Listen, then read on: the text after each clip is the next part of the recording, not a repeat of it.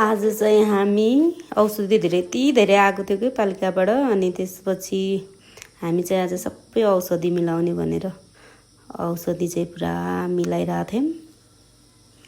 यति धेरै औषधि फेरि मिलाउँदा हामी त औषधि मिलाउनलाई पुरै एप्रोनहरू खोलेर आइडी कार्ड निकालेर पुरा तयारीका साथ औषधि मिलाउनलाई हामी कस्यौँ।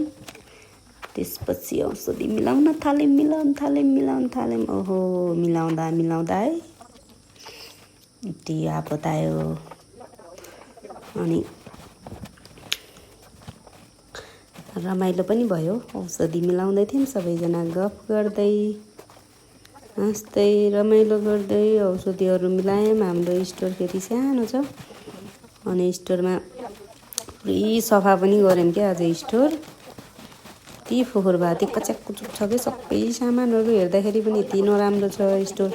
सामानहरू मिलाएर त राखेको छ, त्यही पनि यति नराम्रो कि सबै सामानहरू एउटै ठाउँमा राखेको भएर यति नराम्रो छ। अब धेरै नराम्रो त भन्न मिल्दैन, राम्रो त राम्रो है, त्यही पनि कच्याक कुचुक राखेको भएर चाहिँ अलिकति नराम्रो छ। त्यही पनि हामीले चाहिँ सबै औषधिहरूलाई चाहिँ मिलाएर सुरुमा एक्सपायर हुने नजिक एक्सपायर हुन लागेको औषधिहरूलाई मजाले अगाडि राखेर अनि पछाडि एक्सपायर हुने औषधिहरूलाई पछाडि मिलाएर राखेर चाहिँ स्टोरमा हामीले मिलाएर राखेका थियौँ।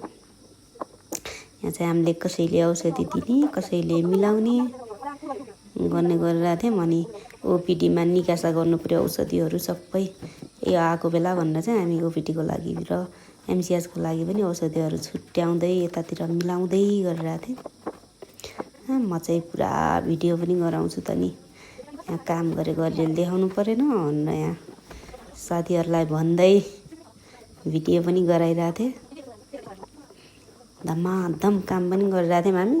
त्यसपछि फेरि एकछिनपछि नौमाया दिदी आउनुहुन्छ। नौमाया दिदी आएर होइन भिडियो क्यामेरा त अन छ त के गरेको भन्नुहुन्छ। हामी धमाधम लागिरहेछौँ काममा। बिचबिचमा चाहिँ बिरामीहरू आइराख्नु भएको थियो। फेरि बिरामी हेर्न जाँदै पालै बिरामी हेर्न जाँदै आउँदै अनि फेरि सामानहरू मिलाउँदा गरेर